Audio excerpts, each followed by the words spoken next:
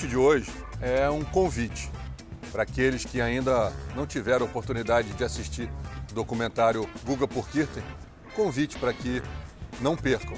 Realmente uma história impressionante. Toda a trajetória, nos 5 episódios, toda a trajetória desde o início do Guga, desde o sonho do pai dele, que o Guga treinasse com o Larry, depois todo o processo que acontece ao longo da vida durante os 5 episódios, passando pela forma como ele se inicia, depois ele começa a treinar, depois ele evolui, indo do juvenil para o profissional, primeiros títulos, vitórias, a conquista do número 1 do mundo, depois toda a sequência, chegando no 5º episódio, onde ele realmente não consegue mais jogar tênis. Realmente emocionante toda a trajetória, tudo que o Guga significou para todo o Brasil e, na verdade, ainda significa para todo o Brasil. É incrível os depoimentos que eu venho recebendo, as mensagens que eu venho recebendo pela minha participação. Agradeço aqui o carinho de todos que vêm, de alguma forma, chegando até mim para falar da minha participação. Agradecer por tudo que realmente aconteceu durante a gravação e agora na repercussão que está tendo. Eu vou trazer aqui pequenos cortes da minha participação e também, óbvio, um depoimento do Guga. Conversou comigo 2 semanas atrás, quando ele esteve em São Paulo, conversou comigo contando como que foi a experiência para ele de todo o documentário. Primeiro, esses pequenos cortes, contando as passagens de tempo ao longo dos 5 episódios. Exatamente aqui, nessa quadra 2 aqui do Rio Cricket, em Niterói, a gente gravou em maio do ano passado essas passagens de tempo ao longo dos 5 episódios. Foi realmente emocionante ter, de alguma forma, contribuído para que tudo isso acontecesse e, mais uma vez aqui, agradecer todas as mensagens que eu venho recebendo de todos com muito carinho.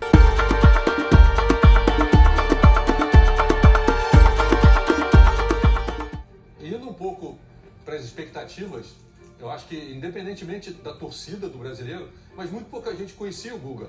E o principal, do outro lado, tinha um jogador como Kafelnikov, com títulos, ranking, top 10, Guga lá atrás, longe no ranking, se não me engano, entre 60 e 70 do mundo na época, mas a esperança, eu acho que era a melhor possível. E o Guga, acho que demonstra isso dentro da quadra. Ele consegue ali demonstrar jogando, demonstrar com atitude, com postura, o quanto ele poderia realmente ganhar um jogo como esse.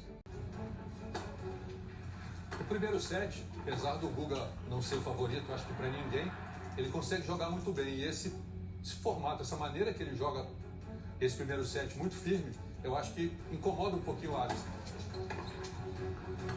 E para fechar esse approach de hoje, ele, o próprio Guga, contando 2 semanas atrás, a gente se encontra em São Paulo, contando com as próprias palavras por que tudo isso, por que do envolvimento, a forma tão carinhosa que ele abraçou esse projeto.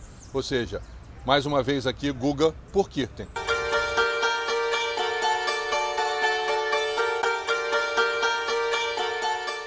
A experiência foi linda, né, Silvio? Relembrar a trajetória e se deparar com algumas novidades também no percurso, entender a importância das pessoas, ouvir o ponto de vista de quem estava fora, deu para ter uma dimensão maior assim do tamanho do negócio que aconteceu aqui, a empolgação, o incentivo, fazia parte ali no dia a dia das pessoas. Isso tudo foi, de uma certa forma, novidade.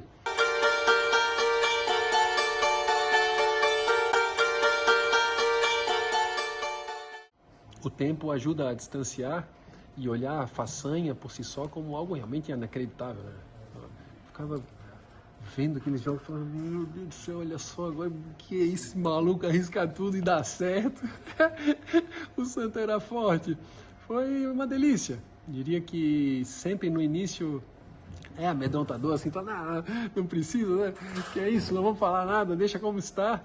Mas já desde do início das atividades, todo o percurso, é revisitar algo que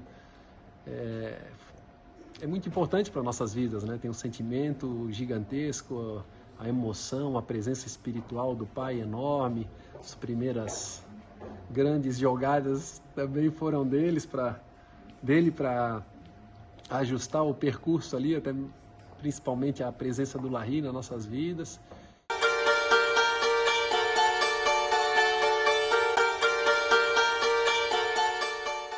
Com a trajetória, né? Um brasileiro, um menino lá de Floripa, sonhar naquela época em em ter o tênis como a dimensão e o alcance assim de transformar a vida.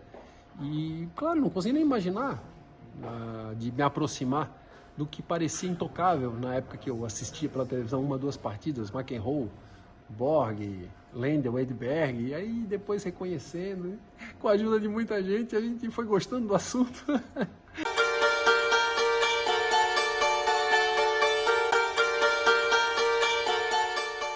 E que acaba acontecendo um Roland Garros maluco em 97, que mesmo assim o percurso ainda continua muito bem traçado, e aí que eu digo que as peças-chave, né, o meu entorno sempre muito generoso, as pessoas extraordinárias que me ajudaram a estar sempre com o pé no chão e identificar bem qual era o plano da nossa grande missão e seguir em frente. Acho que essa foi a mensagem que a mãe trouxe desde o início, desde o principal desafio que tivemos e uma das maiores tristezas, né, junto com, depois com o Gui, muito mais para frente, a mãe, essa perda do pai. E quando a gente conseguiu suportar tudo isso, enfrentar depois as quadras, os desafios que vinham ali nos torneios, ficou mais leve, né? Principalmente. Então, acho que hoje eu consigo entender ainda melhor que é um feito alcançado por toda essa turma, né? Por todos nós, inclusive a torcida, que fazia uma diferença enorme.